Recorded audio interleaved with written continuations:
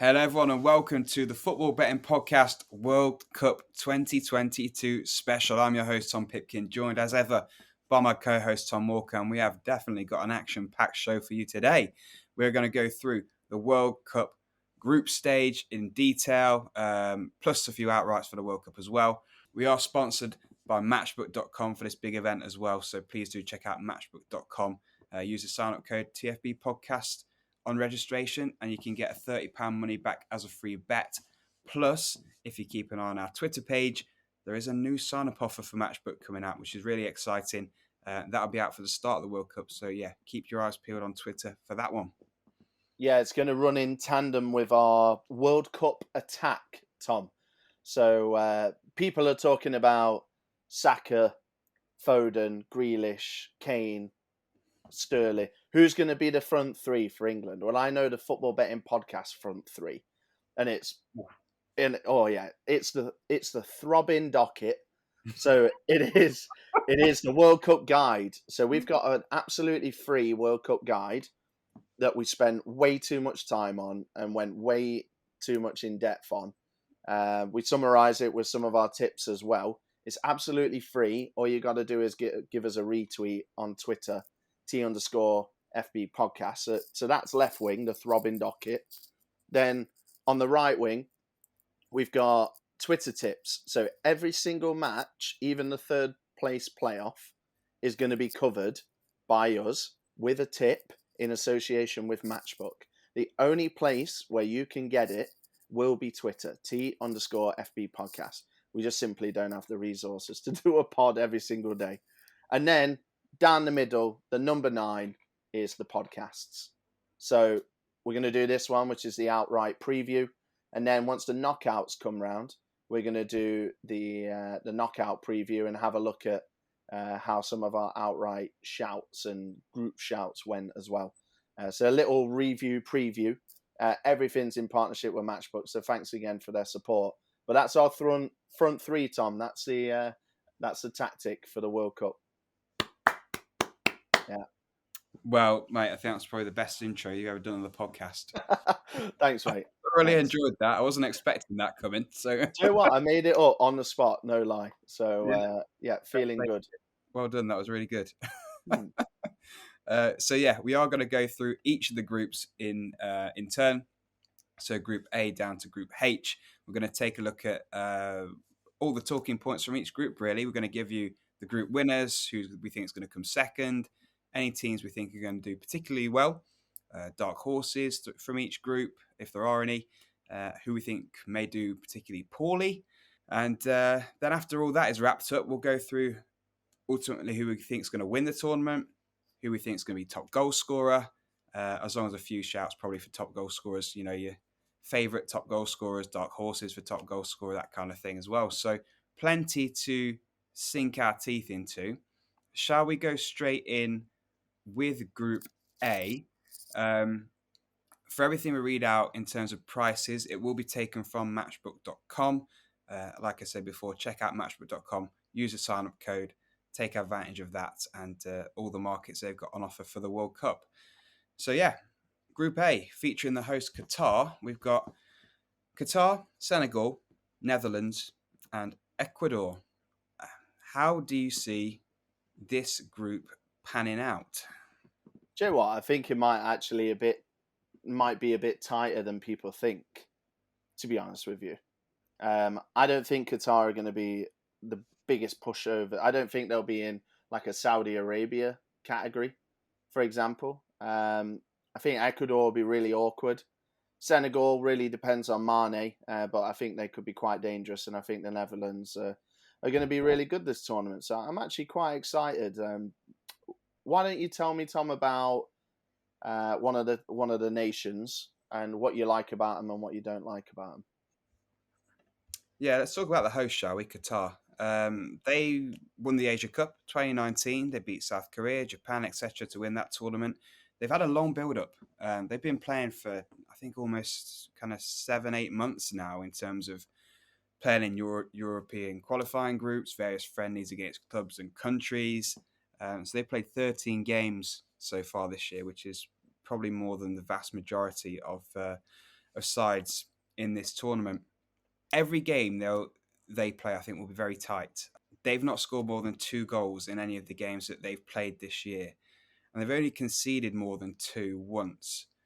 They've only won by a margin of more than 1 goal once as well. So that kind of backs it all up. Their games are very, very tight. It seems to me the ones to watch out for are Akram Afif and Almoez Aziz.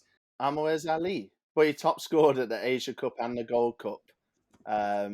So yeah, really excited to see what he's got. I reckon they could get a couple of goals here and I could see them scoring against Senegal and Ecuador, I think.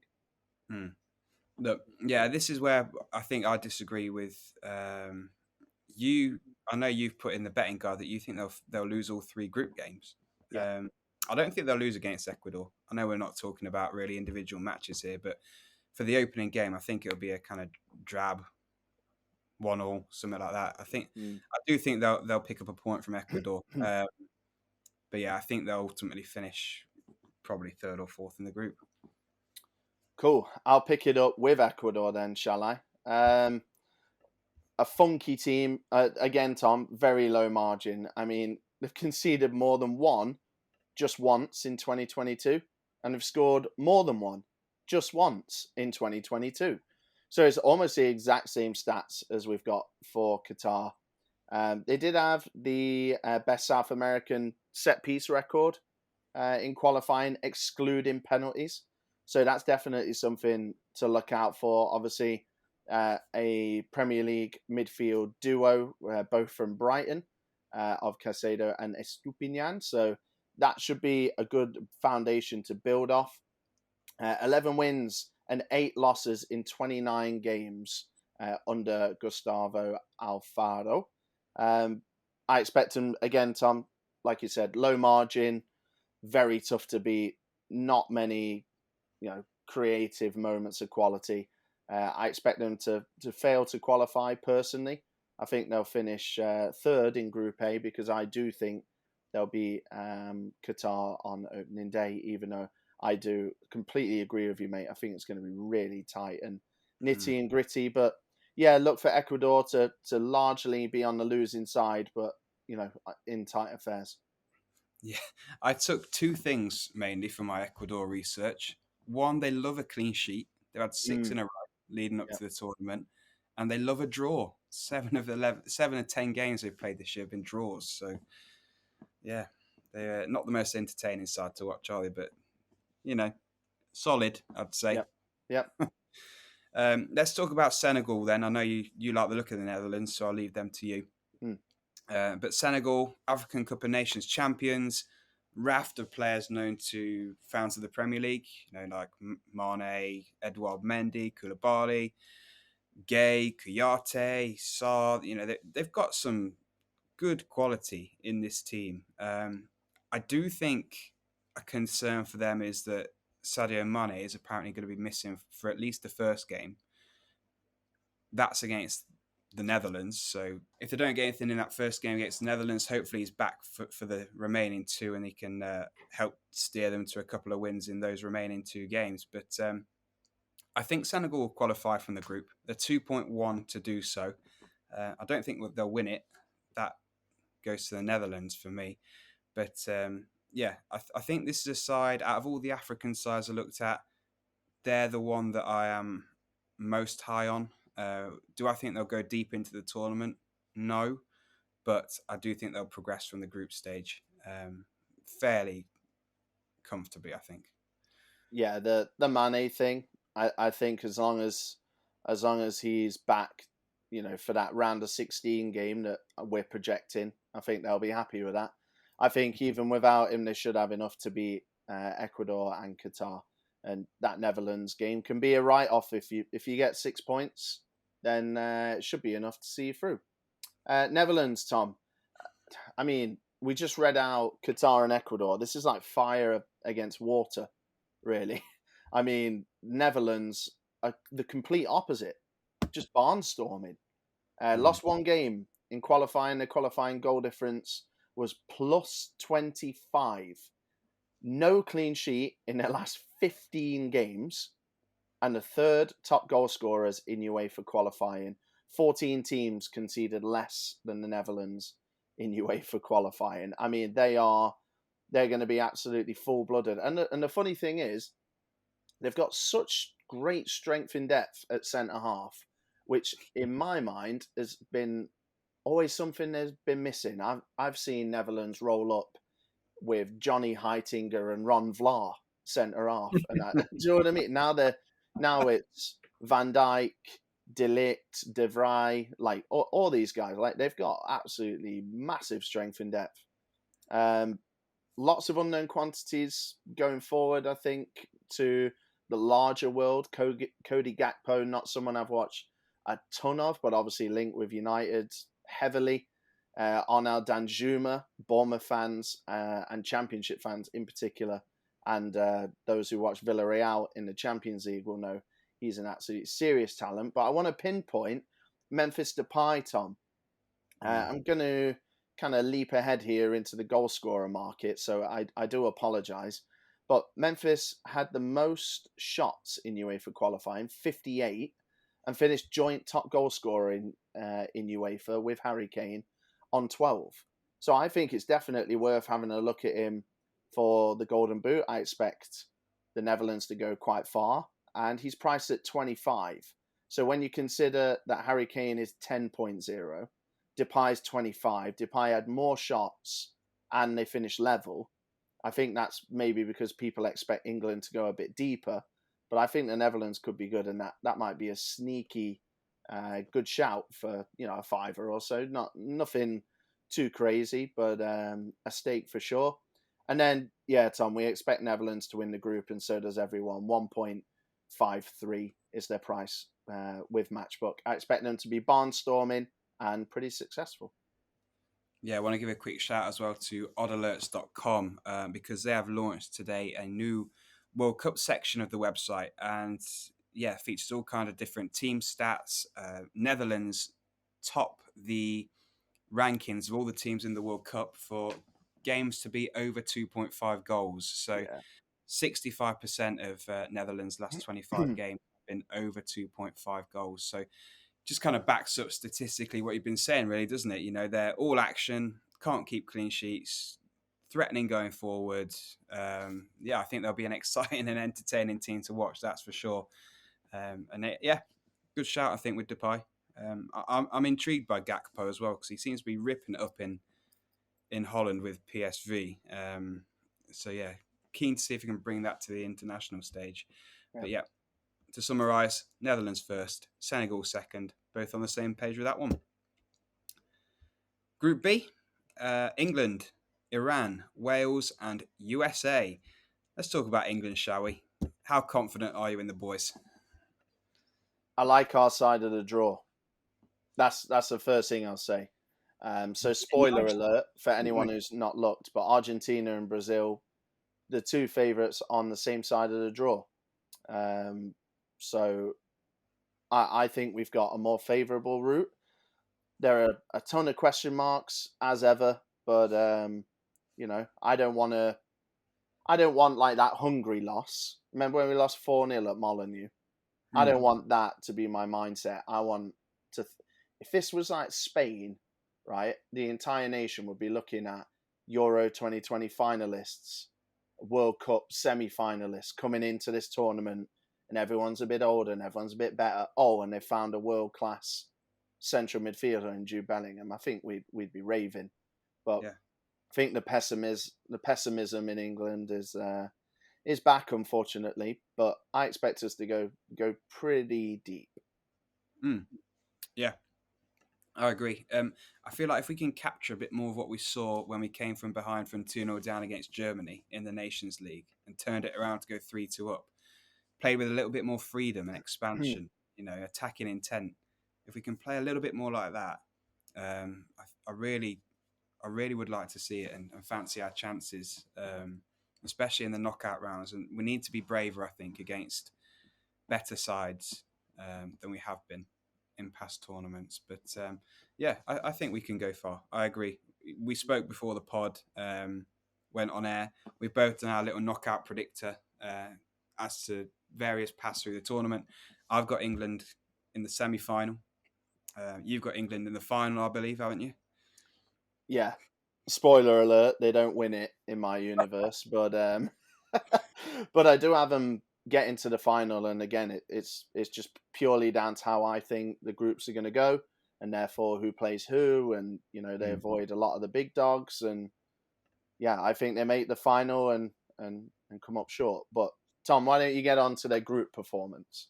Yeah, so certainly should win the group. 1.49 to do so. And you think the teams that we're against, USA, Wales, Iran, with all due respect, it would be a surprise if England didn't win this particular group. I know we've got bad memories in tournaments past against like USA, and Wales have taken points off us as well recently. But yeah, I think with where all three other teams are at right now and the quality within each of them, the form that they're on respectively, England have got to be winning this group. And I think it'll be a failure otherwise, and they'll set themselves up for a tougher route through the tournament if we don't win it. Yeah, it's crucial. I'm going to talk about the USA, Tom.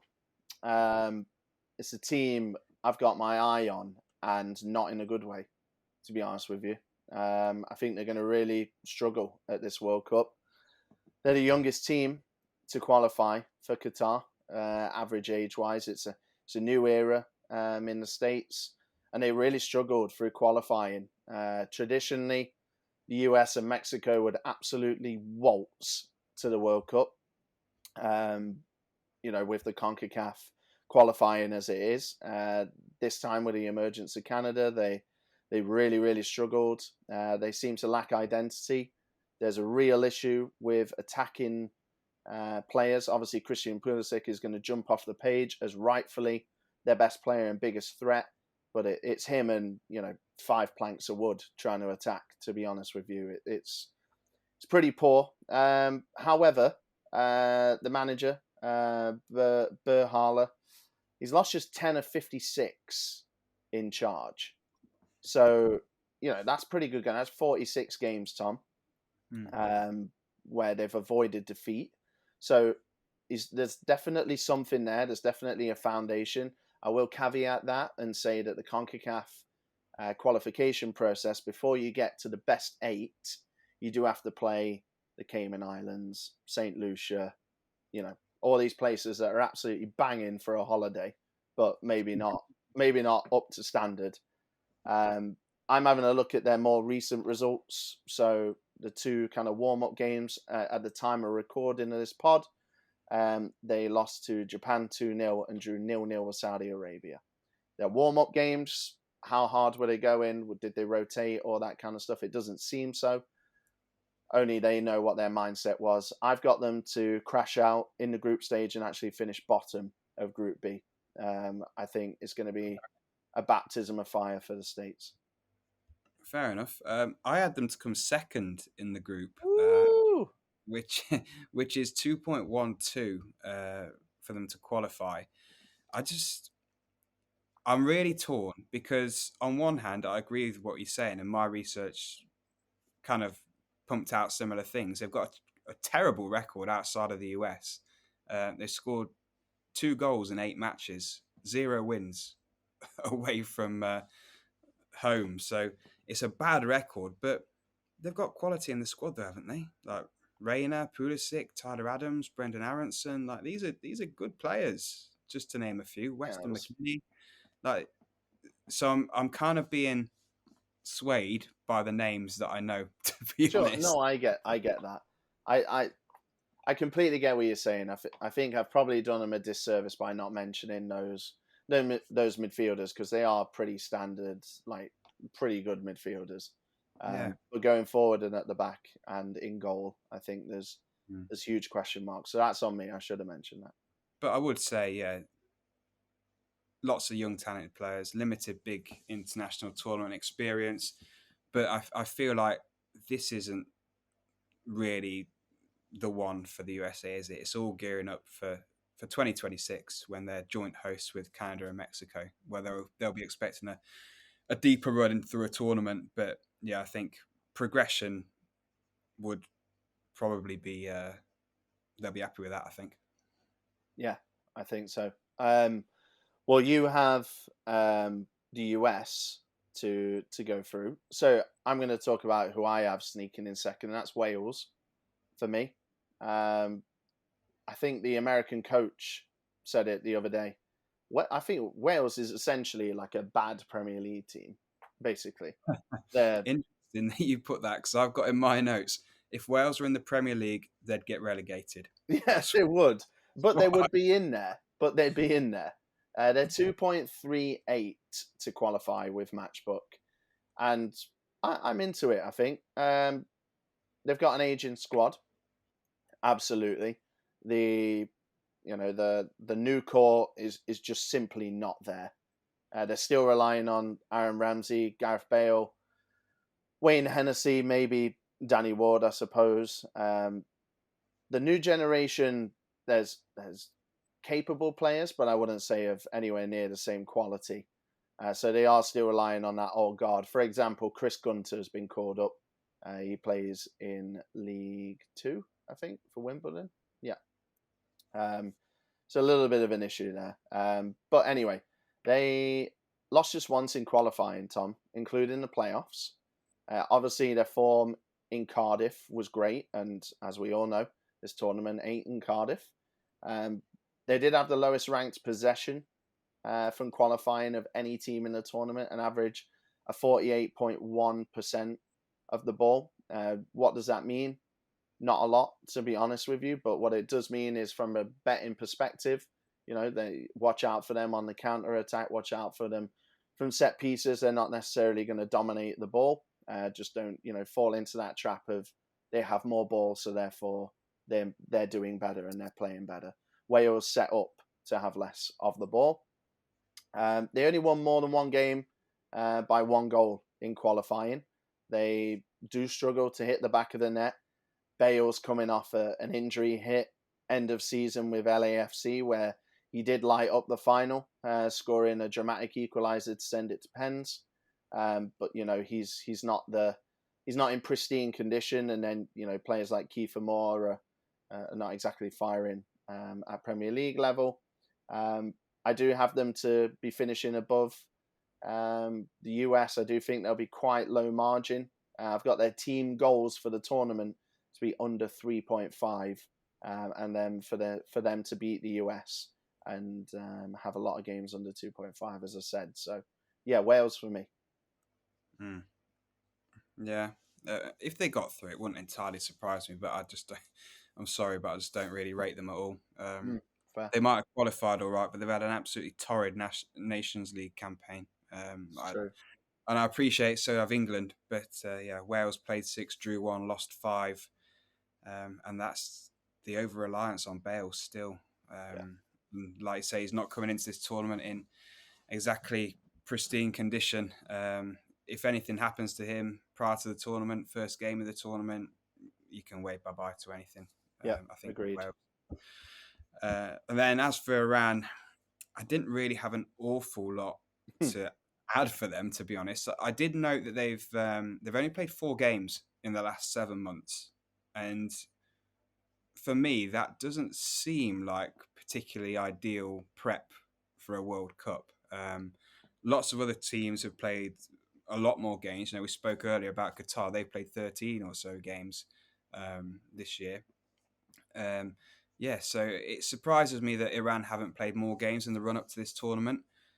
Every game they have played this year, bar one, has been under 2.5 goals. So with them, I expect very much the same. Lots of unders games, low scoring, 1-0s, 0-0s, maybe 2-0s. Yeah, I don't think they'll progress, certainly. They'll probably finish bottom of the group for me, maybe third if they can beat Wales. Most recent managerial hire as well. They went back to Carlos Queiroz for the 3rd time. He was hired in September 2022. One stat, Tom, I want to read out because it's an absolute belter. They've conceded more than one goal just 12 times in 97 games under Queiroz. So, wow. Yeah, incredible. Incredibly low margin. Very, very tight and tough to beat. Yeah, absolutely.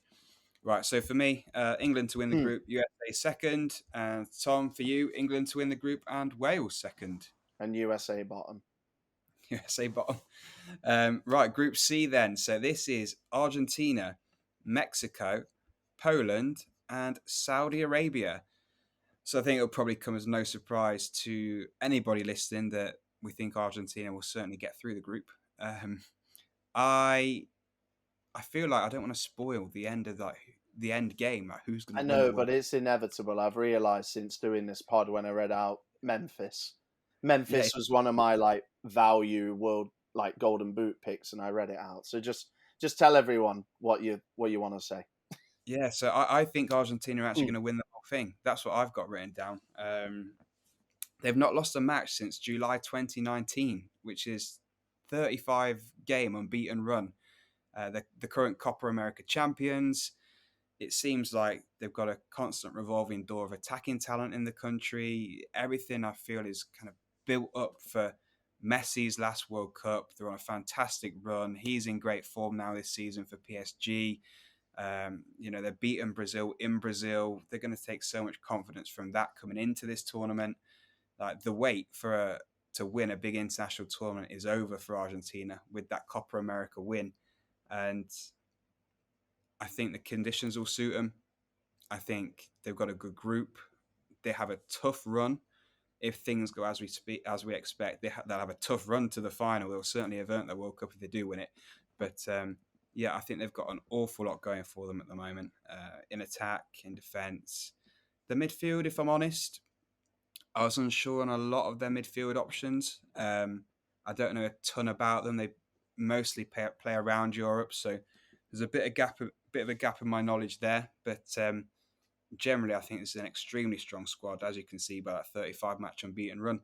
And I think they'll win the group and go all the way. I don't think they'll go all the way, but I have them crashing out at the semi final, and I'll leave it there. Okay, Mexico, copy and paste with the States, kind of. Again, not to repeat, but used to have just an absolute stranglehold on CONCACAF and would win it 9 times out of 10. But this time they finished 6 goals behind Canada and 4 goals behind the USA and finished in third position. Just lack of new faces again. Relying on old names. I mean, there's Ochoa in goal is honestly like a World Cup meme at this point. The amount of people that are saying, where the hell is this guy coming from, and he only turns up for the World Cups and all that kind of stuff. But it's true. It speaks to a deeper issue that Mexico have got. They've got a Funes Mori up front who is a erratic target man, and then they're relying on Raul Jimenez still. Like if Jimenez is fit, he's going to play. But he got 3 goals in qualifying, all penalties. Like he hasn't scored in open play since 2020 and for Mexico. And I just don't see where the goal is going to come from. Hervin Lozano was the big name, one day, the big standout at Russia when Mexico looked really dangerous. His career has just kind of petered out a little bit. I expect him to be eliminated at the group stage and their total team goals to come in under 2.5. Interesting. I've got them to go through. Here we I've got, go. I've got them to qualify in second place. Right. Odds for them to do so are 1.91. It's that thing with Mexico, the incredible stat. They've been knocked out in the round of 16 in 7 consecutive World Cups. I Like, know. what kind of mad curse is that? I know. But you gotta re-educate yourself now. Like this is just my opinion anyway. They're a bad team now. Yeah, no, I get that, but I don't think they're not in the. Apart from Argentina, who are going to win the group, Saudi Arabia, I would say, are going to lose the group. Yes. It's just a toss up between Mexico and Poland for me. Yeah. So that first game, Mexico against Poland, in my opinion, if there is a winner, that will determine who finishes second in this particular group for me. Yeah, and it's as straightforward as that, I think, because I expect them both to lose to Argentina and to both beat Saudi Arabia. So we'll see how that one goes. But I take it you've got Poland to qualify then, yeah? Yeah, I've got Poland. 100%, mate. It's a straight shootout between the two, isn't it? Let's be honest. Um, yeah, Argentina, Poland is my group forecast. Tom, they're the third top European goal scorers in qualifying, Poland.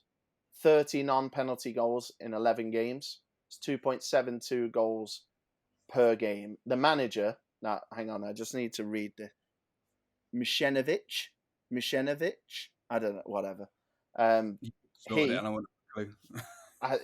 he's only been in charge since January. His record is very 50-50. He's had 8 games, time of recording, 3 wins, 2 draws, 3 losses. So, not the best, I would say, and also not the worst. Lewandowski, Tom, third most goals by a European player at international level, behind just Puskas and Cristiano Ronaldo. They're very attack-minded. Goals are likely. Centre half is a bit of a worry, as is kind of the supply up to Lewandowski. But I'm looking at who I fancy to score more goals out of Mexico and Poland, and stacking Jimenez up against Lewandowski. And I know it's not as simple as that, but I'm going to back Poland all day, I think, to qualify from the group. And they are, sorry, I should have had this right on hand. They're 1.97 to do so. You can see, can't you, with the odds between them to qualify, Mexico to qualify, there's only a few little points in it. So, yeah, most of the punters pretty split, like me and you are, on who's going to go through. In terms of talking about Saudi, I don't have a ton of notes on Saudi Arabia. I think they'll probably lose every game, unfortunately, for them. Yeah, I don't think if they score a couple of goals, that's probably a result, in my opinion. It is. I mean, they topped the qualification group ahead of Australia and Japan, which is crazy.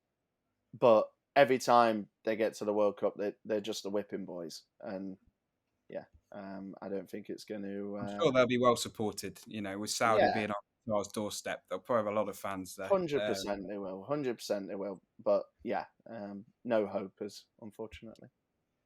Into Group D then. So this group contains Denmark, France, Tunisia, and Australia. I was going to say I've kind of predicted a slight upset here, but is it an upset really? I'm not sure. I've got Denmark to win the group ahead of France. Agreed. The price being 3.6 on Matchbook. So, there's some decent value in that if we think that's going to actually happen. I'll tell you why I've got it, and you can add anything you want onto that and tell me if you agree or not. But firstly, I feel like they've been consistently improving really over the last couple of years. They got to the semi-finals of Euro 2020. They've won 9 out of 10 in qualifying for the tournament, keeping 8 clean sheets. In the most recent Nations League campaign, which was this summer, they beat France home and away, so they're going to have no fear of facing France again. They beat them twice already over the summer. So for those reasons, they've got a lot of... They don't have many, if any, maybe Ericsson, if you'd say he's world-class, but they don't have many outstanding players, but I feel like they've got a lot of very good players. And they work very well as a team, work very hard. I think, they'll top the group. Well, that's it, right? It's a team sport. And I also agree with you, by the way. I have Denmark winning the group. Let's flip to France. Now, the only team that, Argentina, Brazil, France are the top 3, and I think they're the top 3 for a reason. I would be absolutely shocked if anybody other than those 3 won it, personally. But the only team that can beat France, other than those 2, are themselves. They're notorious, absolutely notorious for just self-inflicting collapse. Off the field issues are absolutely ridden with France in World Cup histories. Even right now, there is stuff going on. Very recently, image rights arguments, players threatening to not play. Pogba, the whole Pogba thing is absolutely Mm. insane. You know, the witch doctor on Mbappe. Like, is Mbappe not going to be able to run at the World Cup? I don't know what's going on there, but there is so much stuff. There's been a huge issue in French football with violence and people being unhappy in the country and societal issues. And I know this isn't on the pitch, and probably some people are listening or watching right now thinking, like, this guy's talking absolute rubbish. They've got Kylian Mbappe, and they do. They have like some of the best players in the world, but they're just notorious for collapsing. If they're on it, they're going to go seriously deep, seriously deep. If they are not on it and they let the dramatics kind of take over, they're in big trouble, big Yeah. trouble. Um, you know, I'll read out my stats. Some are pro France and some are anti France. They conceded the second least amount of shots in qualifying. They had the second best defensive record in qualifying. They failed to win in five of their last six matches at the time of recording, and four of the last five World Cup winners have gone out in the group stage in the following tournament. One of them being France. That's a pretty mad stat, isn't it? It's crazy. The last five winners have gone out in the group stage. Well, if you Absolutely think they're going nuts. out, you can definitely, I'm sure, get a good price on that one for France to go out in the group stage again here. I can't see it happening with Australia and Tunisia as the two teams are up against other than them. I agree. But, yeah, it's mad, isn't it? They seem like, often from an outside point looking in, just a bunch of individuals, a lot of very, very good individuals a lot of the time. I'll just touch on Tunisia. As we spoke about, we think France and Denmark will go through, so I don't want to dwell on this one for too long. I think they'll probably be involved in fairly low-scoring games, very defensive-minded side, conceding 2 in 8 games in qualifying. But were also the second lowest scorers in qualifying with just 12 goals. I don't think they'll get very far. I don't think they'll upset the apple cart whatsoever. I know you've put, Tom, in the betting guide that their manager has admitted he'll be sacked if he doesn't qualify from the group.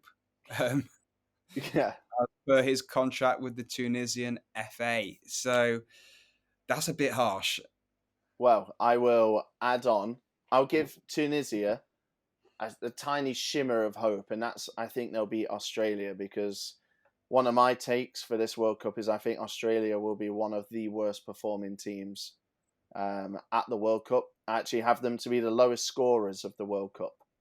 I think they'll finish with 0 points. I think they'll finish bottom of Group D. When you think of Australia in the past, and it's always, I'm always talking about every single week, Tom, re-educating and not trying to paint the same nation with the same brush, and also club football as well, right? I always use Millwall as an example. I never thought Millwall would come up in the World Cup pod, but they have.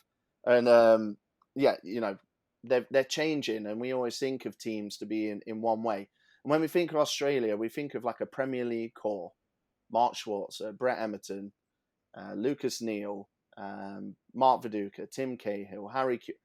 That's gone. Australia are not producing players at all.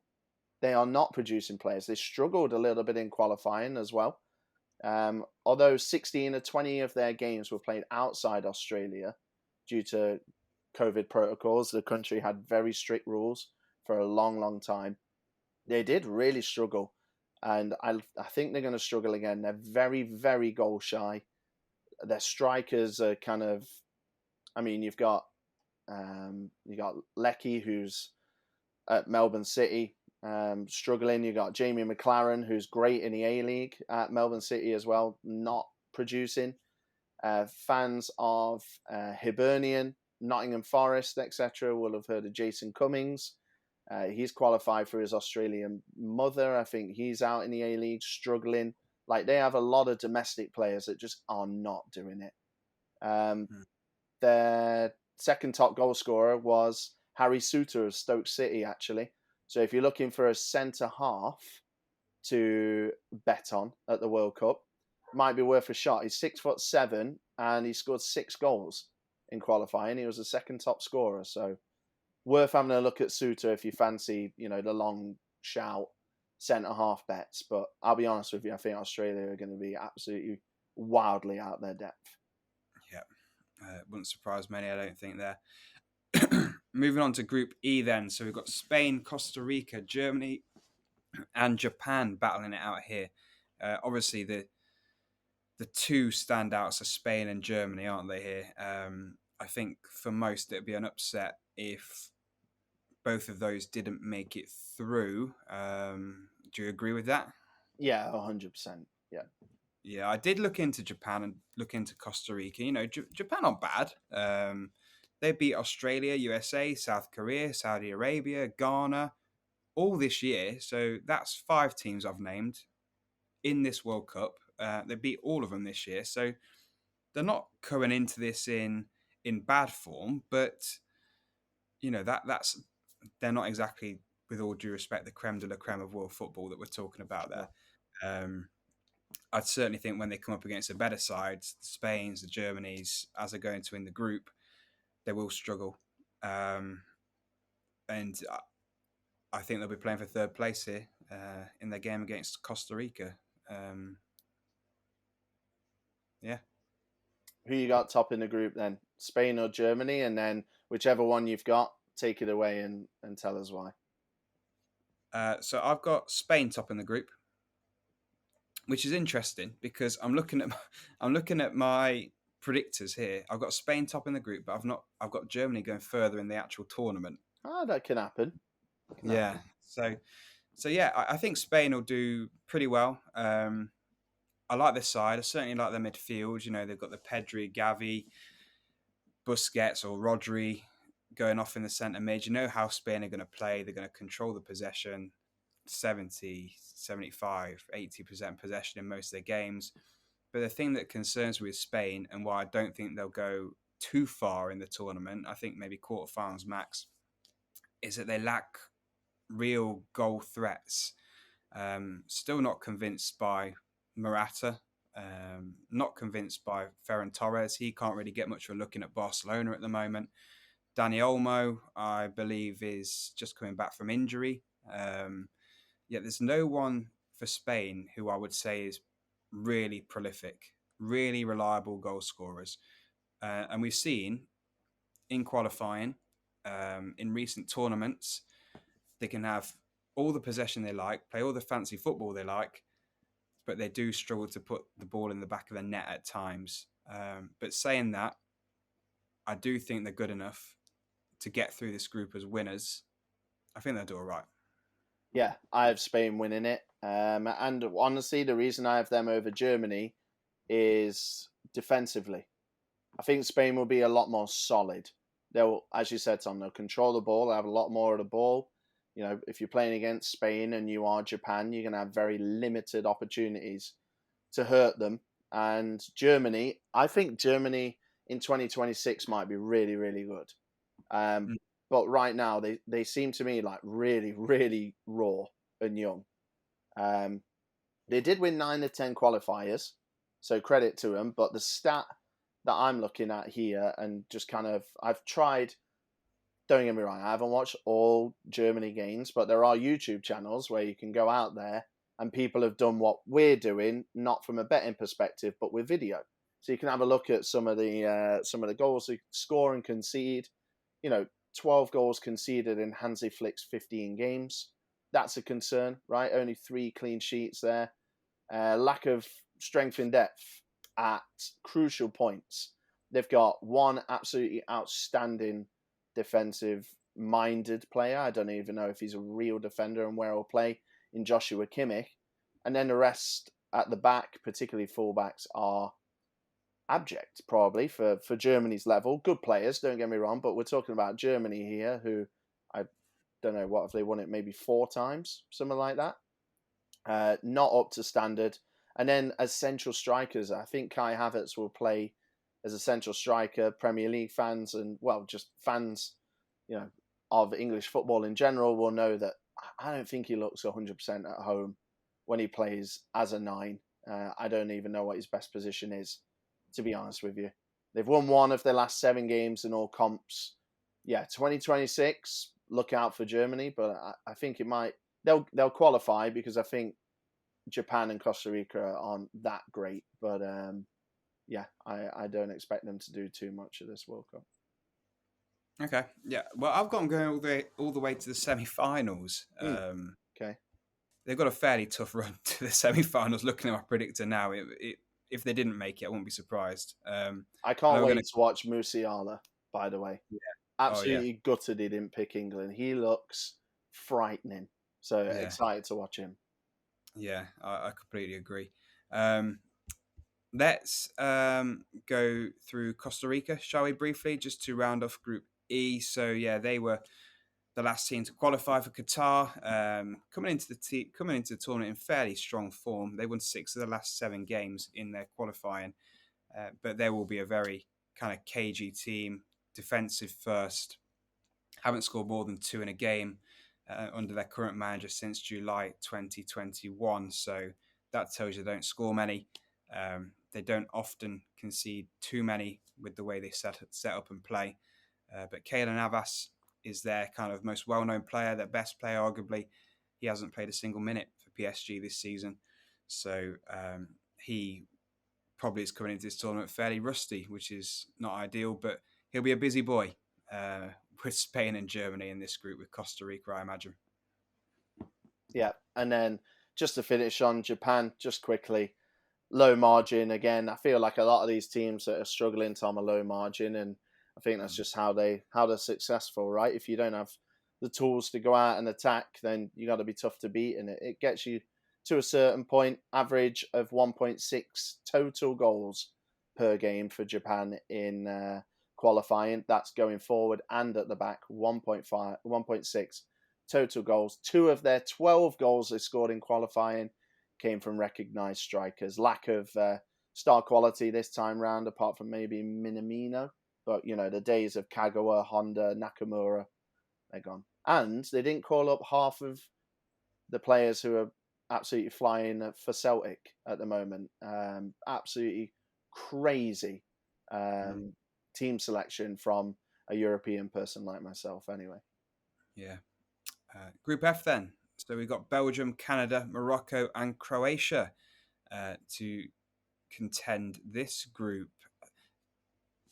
Take it away with Canada, Tom. I'm intrigued to hear your thoughts on Canada, how they're going to do. Anyone watching on video, you can see Tom in a Canada shirt. Anyone listening, Tom is in a Canada shirt. So, yeah. What are your thoughts on the Canadians? Do you think they'll have a good tournament?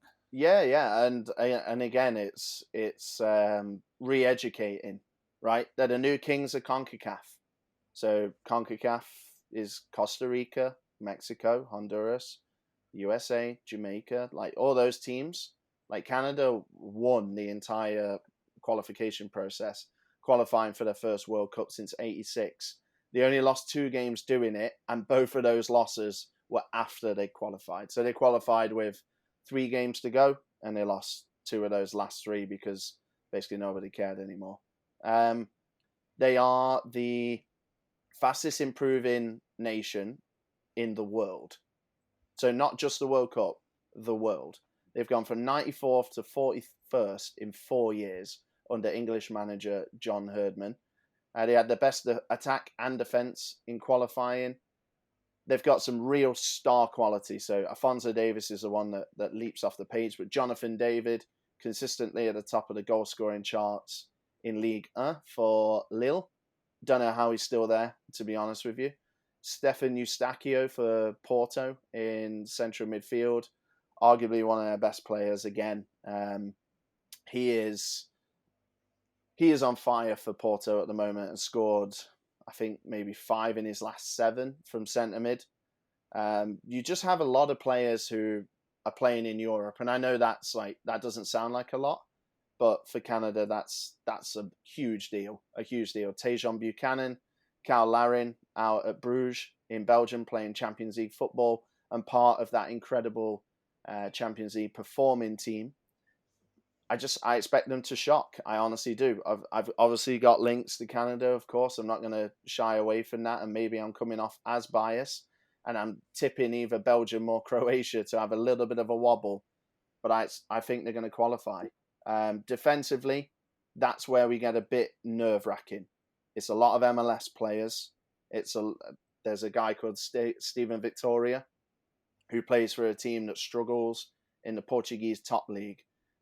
But what they are is they're a great unit, and they've got a lot of ways to hurt teams. They're 4.1 to qualify from the group. Not win it, qualify. 4.1. I think they could be one of the biggest surprises of the entire tournament. Love it. Well, there we go. Yeah. Hopefully they do well. Yeah, I'd like to see Canada do well. But that begs the question, who's going to falter? Belgium or Croatia? Let's touch on Belgium. I had them to win the group, which is probably no surprise that I picked the favourites there to win that particular group. They're 1.83 to do so, which I didn't think was too bad, really, for Belgium. I thought they might be a little bit shorter than that. But yeah, they've got a squad that is aging, but still packed with plenty of quality. A lot's been spoken about this being the Belgian golden generation, and they probably missed their big opportunity at the last World Cup. A lot of the players now are starting to get on, but they've still got a world-class goalkeeper in Courtois. Kevin De Bruyne, of course, making things tick in midfield. Lukaku, if he's fit, has always done well for Belgium. I just feel like with this Belgium side, they will win the group for me. I don't think they'll progress too far in the tournament. I think I've got them last 16 going out. I feel like I've looked at almost this exact same squad for the last 2, 3, 4 tournaments. Your Courtois, Mignolet, Vertonghen, Alderweireld, Meunier, Castagna, De Bruyne, Carrasco, Hazard, Dries Mertens, Lukaku, Batshuayi. I feel like these players have been mainstays of this team for a long, long time now, and this is kind of a band's last hurrah, isn't it, for Belgium for me? And I think they'll win the group. They're capable of scoring plenty of goals. They'll play an exciting brand of football, I'm sure, attacking brand of football, but I don't think it would take them too far. Yep, I agree. Which, obviously, people have worked out by now that I have Croatia going out in the group stage. I mean, I'm tipping a team who lost just once in qualifying to not make it, conceding just 4 goals in 10 games. But it's the lack of goals for me, Tom. They're putting a lot of eggs in Levadia, who most people, well, not most people, a lot of people will know from his Zagreb exploits in the Champions League. He's the Croatian striker who's 32, who just keeps scoring in the Champions League. He obviously plays domestically. I think the Croatian league is an okay standard. But, I really, Kramaric, I don't rate at all. Rebic hasn't even been called up. They're relying on Modric and Perisic. Again, they were actually the top scorers in qualifying with just 3 goals each. The midfield is absolutely off the scale, right? Brozovic at the base, he doesn't get the credit he deserves from anyone. Modric, I don't need to talk about Modric. And Kovacic, who is technically absolutely outstanding. I just worry about the goals, to be honest with you, mate. I look at Canada and I think there's a hell of a lot more goal threats from them as there are Croatia. I think Canada can get at them with their pace and with their younger, vibrant team, and Croatia look weak to me. Yeah, I agree. Morocco then, just to round it up, I think Morocco personally will finish bottom of the group. They have qualified pretty well, winning 7 of 8 games. And they've got some decent players, well, a couple of well-known decent players like Hakimi, fullback, and Ziyech, who obviously is at Chelsea. Other than that, I don't think they'll trouble, the bigger European sides like your Belgiums, your Croatias, Canada with their attacking ability. Yeah, I think Morocco will probably struggle this tournament, and they'll be finishing bottom of the group for me. Yeah, agreed. Into Group G then. So we've got Brazil, Serbia, Switzerland, and Cameroon making up Group G. So Brazil to win the group for me. Same for you? Yeah, absolutely. Do you want to expand upon Brazil? Because I know you've touched on that you've got Brazil to go pretty far in this tournament. The furthest of the 32. Yeah, Brazil are my tip. Obviously, the Brazil Argentina debate is one that's probably happening on every podcast and every article and every pub that people are chatting about. Who's going to win the World Cup? For me, it's just the front three. For me, for Brazil, just I know there's Messi, and when there's Messi, it's so hard to look elsewhere. But I think the ace in the pack for Brazil going forward is Vini Jr. I don't think every time I watch this guy, every time I watch him, he's better and better and better and I think maybe because we only see him in the Champions League and we don't watch him in La Liga, like this guy is world class. There were a few years ago I wasn't that hot on him, to be honest with you, but he's serious. And then you got Neymar on the other side, and I think Richarlison is going to play as the 9, which doesn't leap off the page as a Ronaldo, R9 Ronaldo. I'm talking, right, which is what we're used to. But he's led the line as good as anybody. Him and Gabby Jesus are great options down the middle. Martinelli coming off the bench, and I just think apart from left back, I think Brazil are stronger overall than Argentina.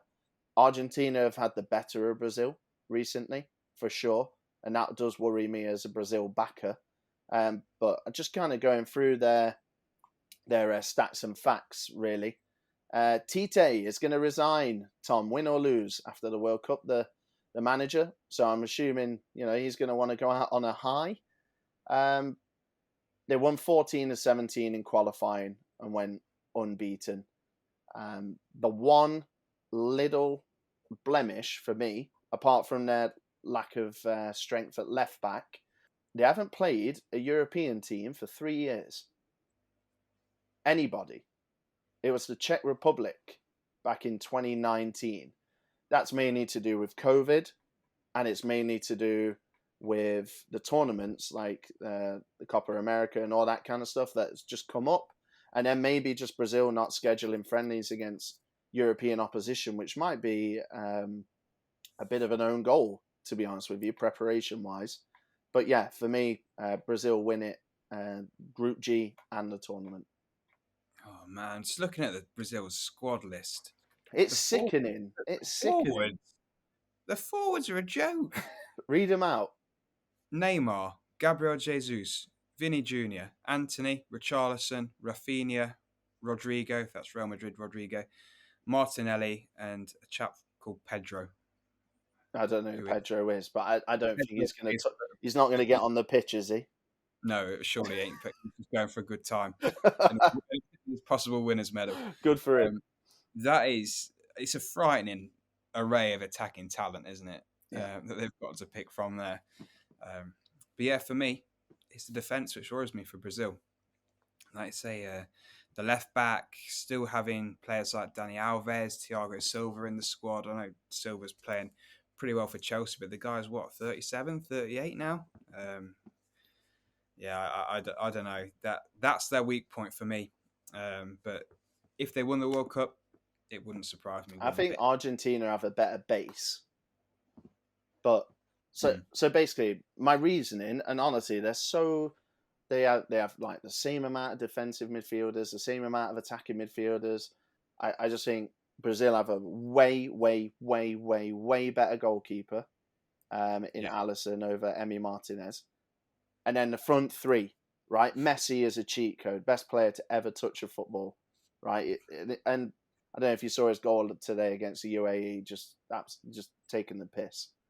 Di Maria started. I don't know if he will or not. I think Lissandro will start, but let's say to go with this front three: Di Maria has barely kicked a ball for Juve and has basically used Juve as a training facility when he's not injured. And then Julian Alvarez, who I'm still learning about. And I'm stacking that up against Vinny, Neymar, and Richarlison. And I'm going for the Brazilians every time based on that. Surely Lautaro Martinez will play up front. Yeah, I think so, but he didn't start, Tom, against the UAE. So I don't know. Really? Yeah, Alvarez started. So I don't know what the situation is there. Maybe he's got a knock. I don't know. I'm not, Well, that might put a little torpedo into one of my World Cup top Oh, scorer oh, bets. oh, okay. Spoiler alert. Anyway, moving on. Tom, who's finishing second in Group G? I have Serbia to finish as the runner-up in Group G. Let me just put up the price for that one. So Serbia, they're 2.18 to qualify. And just for context, Switzerland are 2.12. So it's very, very tight in the odds between Serbia and Switzerland. But I went for Serbia. They had a fantastic qualifier for the tournament, beating Portugal into first place in the group. A couple of very informed strikers, particularly Mitrovic and Vlahovic over in Italy with Juventus. Overall, a decent side of Serbia, particularly going forward, like I just mentioned. Milinkovic, Savic still knocking around, Luka Jovic, Zivkovic, Dusan Tadic. They've got a lot of good attacking players to pick from. I think they will get through the group. I think it'll be tight. And again, this is one of those groups, similar to what we spoke about with Poland and Mexico, that it's almost like a one-game shootout for me. Whoever wins that Serbia-Switzerland game, if there is a winner, is going to be the team that qualifies from this group along with Brazil. Yep. Tom, Serbia are the official trademark Tom Walker dark horses for the World Cup. Oh, here we go. They're the cursed ones this year, then, are they? for those who are recent listeners, in Euro 2020, I researched and I really liked Turkey, and they obviously absolutely crashed out of it. They didn't even threaten. I think Serbia are better than Turkey, and I'm obviously going to say that now. But yeah, I think Turkey's biggest issue was goal threats and, well, let's be defending as well. But going into it, I thought they'd be solid at the back and struggled to score. But Serbia, I think they're just so well rounded, and you just read out those attacking talents. That's as good as a lot of teams. I think personally they'll reach stage of elimination, quarterfinal, maybe even semi-final for me. Ooh, maybe the semis. Crikey. And obviously that leaves Switzerland in third. I just don't see enough, Tom. Honestly, I just don't see enough. They struggle for goals. Embolo was their top scorer in qualifying with 3. They're capable of an upset, right? You rightfully point out in the betting book here, they knocked out France in Euro 2020 and Spain and Portugal in the Nations League. I feel like Switzerland are just one of those teams that every single player is a 6 out of 10. And they're an absolutely brilliant team. They're kind of like Denmark, Diet Denmark, I'd say. To be honest. Yeah. Yeah. Like, that's how I feel about it. Maybe it's because they play in red, so they're European. But, like, they're a really good team. They don't have that many, like, key players. But they do always perform. I just think they're going to come up short against Serbia's firepower. Yeah. I feel like if we've got any Swiss listeners to the pod, they'll be horrified that we've called them a Diet Denmark. But I don't think it's... I completely get what you mean without being disrespectful to them. But, yeah, I get it. It's goals, isn't it, really, for me, for Switzerland. I think they'll struggle for goals big time. Then that leaves Cameroon. They're not coming into the tournament with the strongest form, having won only one of their last 5 international matches. I've got them to finish bottom. Yeah. Just touch on a broader point. I feel like the African nations, Senegal aside, aren't really too strong for this edition of the tournament, personally. It's really sad. Cameroon have, sorry. It's really sad as well. I want them to be good. Yeah, yeah, I agree. They have bolstered their squad with a couple of new dual national players. So they've now got Umbuemo from Brentford and the ex-Spurs player Nkudu joining their ranks. They want to play off against Algeria to qualify, so that's a good win for them because Algeria have been pretty strong in terms of the AFCON sides in recent years. And they'll be relying on Choupo-Moting for most of their goals, really, which I think is a worrying statement in itself. He's on fire for Bayern, but like it's one of those things where it's surely going to end soon. Yeah. So yeah, for me, Cameroon probably will lose all of their group games against the other three sides we spoke about. I agree. Moving into the final group then that we've got to cover. It's Group H. So Portugal, Ghana, Uruguay, and South Korea. I have got Uruguay to finish top of this group. Agreed. The price for them to do so is 2.98, so just under 2-1. So pretty good price. Portugal, for context, they're 1.81 to win the group. Not too much of a slight on Portugal. Let's just go through my notes on Portugal. They kind of struggled their way to the tournament. They finished behind Serbia in the qualifying group, which we touched on. Then they beat Turkey and North Macedonia in the playoffs to get to the tournament. Part of me is concerned about the whole Cristiano Ronaldo thing. It's all kicking off at the moment in the media. He keeps bringing out a new statement every day, it seems like. The Piers Morgan interview, how disrupting is that going to be if he's bringing that into the camp? They've got a lot of talented individual players, like, Cancelos, Bernardo Silva, Ruben Diaz, Bruno Fernandes.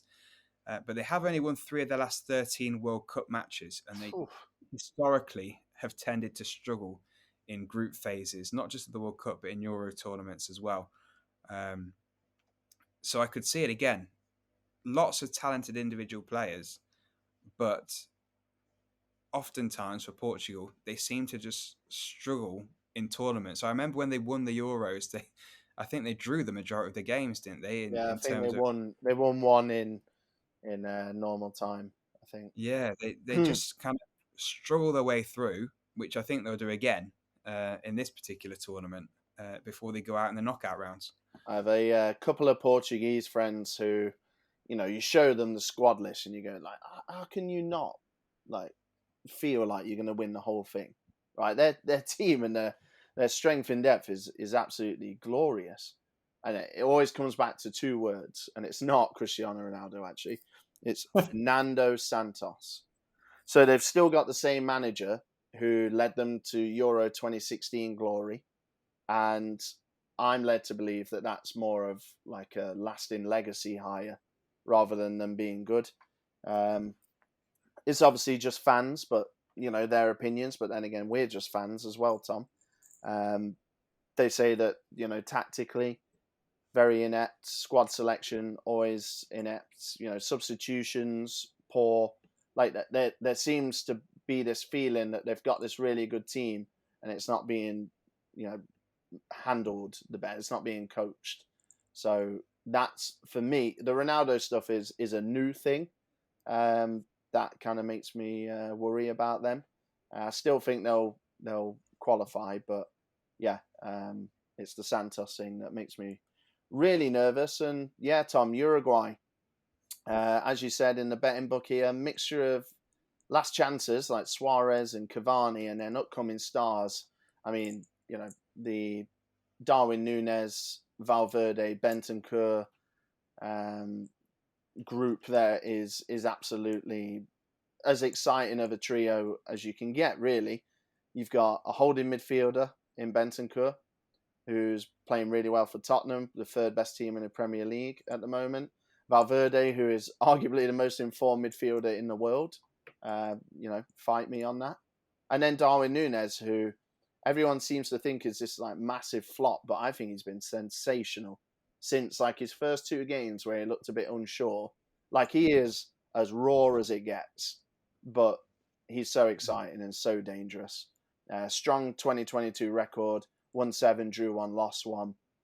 You know, Suarez was the top scorer in qualifying, 8 goals, and 5 of which were penalties. But Núñez is the one for me. And you know what? I've always been a massive, massive, massive fan of Jimenez at the back, and he's having a torrid season for Atleti. But I really believe in him, and I really have always liked him. I think he gives them a really good rear guard as well. Yeah, no, I agree. Let's move on to South Korea. So obviously we predicted Uruguay and Portugal to progress from this group. So South Korea, I think, will probably finish third. They'll be fighting out with Ghana to not finish bottom. South Korea comfortably qualified for the tournament. They only conceded 3 goals in their 10 matches, but they are heavily reliant on Son Heung-min. He currently isn't 100% fit. He's got a fractured eye socket. So any kind of injury to Son, if he's not 100%, that's massively going to impact South Korea.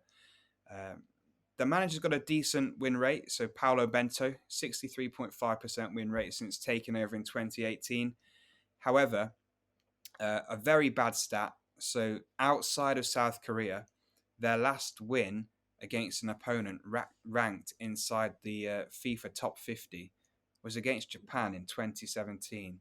Oof. So that's 5 years since their last win away from home against a top 50 ranked opponent, which is pretty poor going for me. And if you've got carrying those kind of poor away form baggage with you into the tournament and you're over reliant on one injured player, it's not going to turn out too well for me. Yeah, I'd have to agree, mate. That obviously leaves Ghana finishing last, unfortunately for them. They won their last 9 games across all competitions in the lead up to the tournament. They're actually the lowest ranked team at the World Cup as well. You know, FIFA rankings by and large aren't the be all and end all, but you know, I feel like they do kind of tell a story to a certain extent. They have recently bolstered the squad. Inaki Williams is obviously a huge get for them, a really dangerous player for Bilbao, and his brother actually is going to be playing for Spain, which is interesting. Yeah, Thomas Partey is the main man and Ghana's biggest star, but way too many issues. Goalkeeper, defense, wing unfortunately is riddled with issues. And I think they might get the odd goal. I think they might be okay going forward, but you know, going backwards, I think it might be all at sea. To be honest with you, yeah. The Williams, like the Boatengs V2. Remember that? Yeah, crazy, wasn't it? Kevin Prince and Jerome, right? Jerome, yeah. Interesting. But yeah, okay. Well, that's all the groups looked through. Once again, we'll reiterate the outrights. So for me, Argentina to win the tournament, like we've kind of touched on in the pod, it just comes down to the semi-final. If everything goes as we think it will, the semi-final will be Argentina against Brazil. Oof. And for me, whoever wins that game wins the tournament. What a game that's going to be. Yeah, and I've just landed on the side of Argentina. They're 7.0 to win the tournament. If it does happen to be Brazil, they're 4.9 to win the tournament. The Golden Boot, so we've touched on a couple. So you touched on Memphis, Tom. Yeah. I like the look of Messi. I think, like I say, Argentina are going to win the tournament. Messi is surely banging form. He's going to be in amongst the goals, undoubtedly. He's 12.5 for the Golden Boot. He's third favourite. And then, I was looking at Lautaro Martinez, 24.0, but maybe not if he's not started the warm-up game. So research required. Yeah. And, Memphis, as I read out, that was, I think the Netherlands will be dangerous. They'll be absolutely barnstorming. And as I said, most shots in qualifying and level with Harry Kane, who is at 10s. Memphis is at 25. So he's like my stats pick, if that makes sense. I've got some money on Vinny Jr. I mean, obviously, I probably sound like I'm his agent at the moment, but yeah, Vinny Jr. for me priced out at 40 is massive, absolutely massive. Bearing in mind, I think Brazil are going to win, which means I think they're going to play 7 games, which obviously helps. And I think he's severely underrated by the market. For obviously, Neymar's got that absolutely ludicrous Brazil record. Neymar's at 14.5. For Vinny to be 40, I feel like that's such a massive jump. Vinny's like my value bet, if that makes sense. Like, I feel like that price is way, way, way too big for a player of his caliber. So yeah, they're the two I've gone for. Is Vinny Jr. at 40 and Memphis at 25. Yeah, I like it. I do like Kane. I think Kane's got a good shout. He's 10s though. He's the favourite, and I just don't know if it's because it's England, because it's Kane. I feel like it's a touch on the short side for me, especially because I don't think England will play the full 7 games, whereas like an Argentinian player or a Brazil player most likely will. Yeah, I don't know. Other than that, yeah, they're the main ones, I think, for me. There's no one outside of Vinny at 40s which really stands out for me. One final outsider that I'd like to throw out there is he's at 120. 120.0, and it's Dusan Vlahovic. I mean, if I'm going to mention that I think Serbia will do well, then obviously that means they're going to score goals. Where are those goals going to come from? Maybe Mitro, but I think Vlahovic, who's on penalties and is a very, very, very talented direct free kick taker as well. Obviously people in England are a bit more comfortable with Mitro and know what he's about, but Vlahovic is by far and away the better player, and yeah, he's a ginormous price. So if you're on the Serbian train with me, then one ticket to Dusan Vlahovic at 120s. Cool. Okay. Anything else that we should touch on? No, just a recap, really. Remember the betting book, which we used a lot of tonight, is available for everyone free of charge. Just retweet us on Twitter. You're also going to want to follow us on Twitter to get our daily tips every single game. We will be putting out a tip in partnership with Matchbook. And also, please remember that we'll be doing a knockout pod as well once all the groups are wrapped up. So T_FB podcast is the Twitter handle. Yeah, please do check that out. And of course, if you enjoyed the show, please leave a rating or review wherever you listen to your pods. And we will be back with a knockout preview pod in a couple of weeks' time. So yeah, everyone enjoy the group stages. Of course, if you're having any bets, let us know what you've got on and your winners as we send out the daily Twitter tips. Other than that, thanks for listening, and we'll see you for the knockouts.